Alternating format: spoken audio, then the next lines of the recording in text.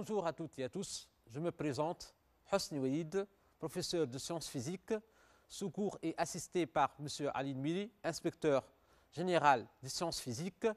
Alors, aujourd'hui, on va étudier la transmission de signaux, comme c'est indiqué au programme officiel de 4e année de sciences de l'informatique. Bon, vous savez certainement que vous suivez bien des matchs en direct, des vidéos téléchargées d'Internet, des images, etc. Par exemple aussi même des films. Alors, avez-vous posé les questions suivantes, telles que comment on a pu voir un match diffusé instantanément?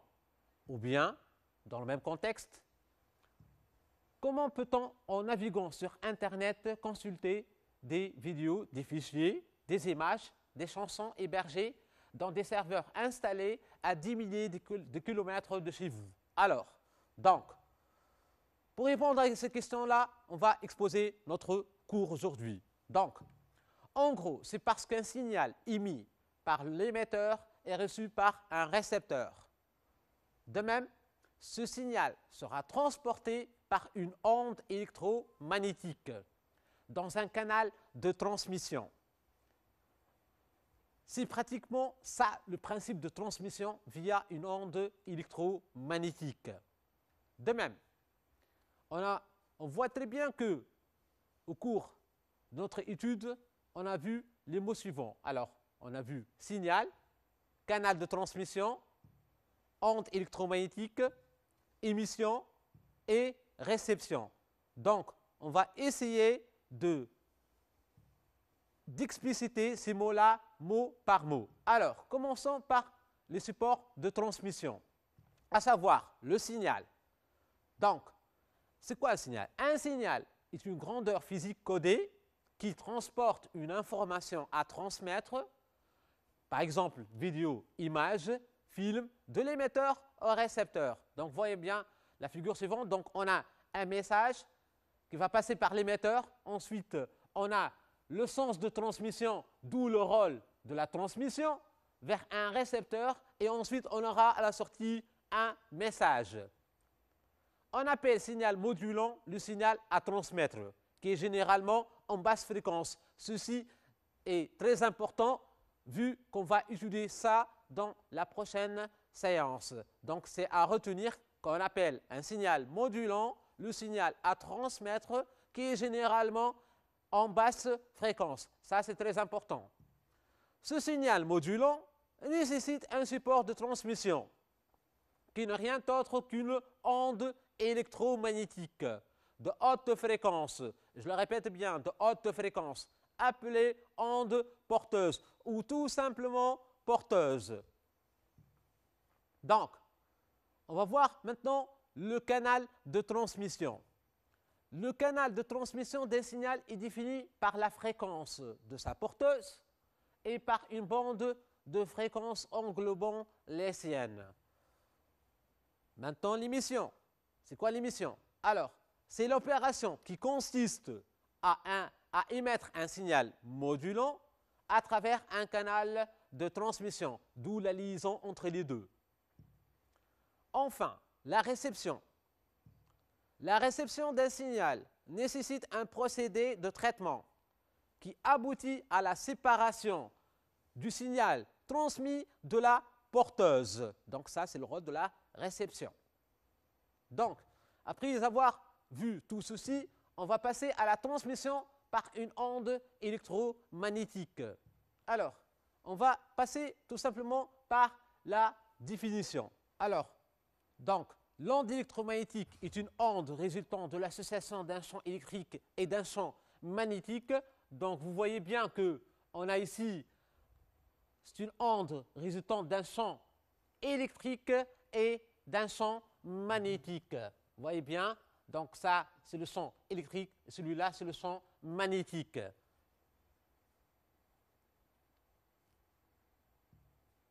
Alors, maintenant, on va passer aux caractéristiques d'une onde électromagnétique, à savoir, c'est une onde transversale qui se propage dans les milieux matériels a la célérité V égale à C sur N, où N est l'indice de réfraction du milieu, bien évidemment, et c'est sa célérité dans le vide. Bien, dans le vide, comme dans l'air, C égale à 3 10 puissance 8 mètres par seconde. De même, l'onde électromagnétique est le support de transmission des signaux. C'est pourquoi on l'appelle porteuse. Donc, l'onde électromagnétique est le support de transmission. Donc, c'est la plus grande chose importante dans la transmission de signaux, c'est l'onde électromagnétique.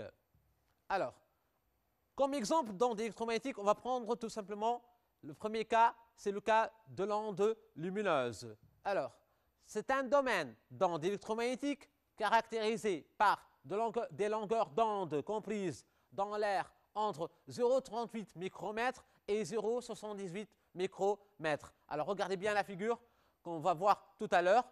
Donc, les radiations ultraviolettes et infrarouges constituent les parties invisibles du spectre. Donc, regardez bien la figure qu'on obtient. Donc, ceci est le spectre de l'onde lumineuse. Donc, vous voyez bien, c'est entre 0,37 micromètres et 0,78 micromètres. Ensuite, comme deuxième exemple, on va voir l'onde hertzienne. Donc, pour l'onde hertzienne, regardez bien ici le domaine de fréquence des ondes hertziennes, il est différent du domaine de celui de l'onde lumineuse.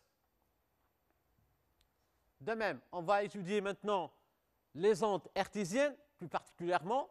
Donc, commençons tout simplement par le domaine de fréquence. Pour ce qui est domaine de fréquence, on a les fréquences des ondes hertziennes sont comprises entre 300 GHz et 300 kHz, c'est grotesque. Les ondes hertziennes qui se propagent dans le vide traversent plus ou moins bien les milieux matériels, mais elles ne se propagent pas au travers des métaux.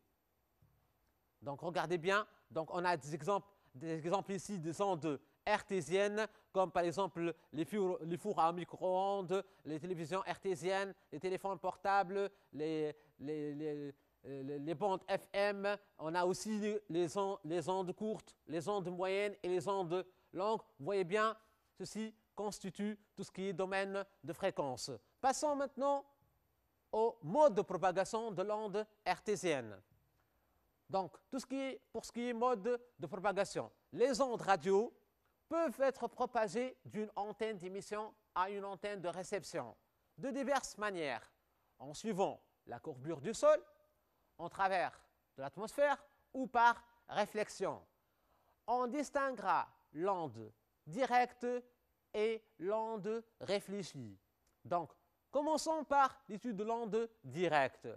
Alors, c'est une onde partant de l'émetteur et arrivant sur un récepteur sans rencontrer d'obstacles naturels, exemple les montagnes, les couches atmosphériques, ou artificiels, comme exemple les immeubles et les lignes THT. Passons maintenant à l'étude de l'onde réfléchie. Donc, les couches ionisées de l'atmosphère peuvent constituer des surfaces de réflexion. Par suite, l'onde sera renvoyée dans sa totalité ou en partie dans une direction différente. Par exemple, on a les ondes courtes, les ondes moyennes et les ondes FM. Tout ça, on l'a déjà vu dans le schéma précédent. Donc, regardons maintenant la figure suivante. On a la Terre et on va placer une antenne émettrice. Voilà. Donc, maintenant, on va placer une antenne de réception 1 et une antenne de réception 2. Donc, on a de l'antenne émettrice vers l'antenne de réception 1. On a une onde ou bien des ondes directes. Pour atteindre l'antenne de réception 2, on a des ondes de sol. Et voyons voir maintenant l'ionosphère. Pour atteindre l'antenne de réception 2 à partir de l'antenne émettrice, on va passer par l'ionosphère et on aura ce qu'on appelle des ondes réfléchies. Donc, passons maintenant à l'émission et réception d'ondes hertziennes. Donc, pour réaliser ceci, on va étudier le cas de l'antenne de Hertz. Alors, une onde électromagnétique est produite par un courant électrique variable dans le temps, bien évidemment. Donc, tout circuit électrique siège de courant variable peut produire une onde électromagnétique qu'on peut détecter par une antenne, d'où la nécessité de l'antenne. Alors, ceci est un exemple d'une antenne. Principe de fonctionnement. Alors, voyons bien le principe de fonctionnement. C'est très important. Une tige conductrice T1 de longueur L est alimentée par un générateur produisant un courant de fréquence N. Alors, regardez bien la figure. Donc, on a la tige conductrice T1 liée à un GBF. Elle est de longueur L. Ensuite, à proximité de cette tige, on met une deuxième tige T2, identique à T1, liée à un microampèremètre ou à un fréquencemètre. Alors, regardez bien. Donc, on a la deuxième tige T2 qui sera identique à T1. Elle est liée à un ampèremètre. Elle est aussi de longueur L. Et ceci est l'image de l'expérience réalisée de l'antenne de Hertz et du principe de fonctionnement réalisé au laboratoire de sciences physiques. Passons maintenant à petit c, interprétation.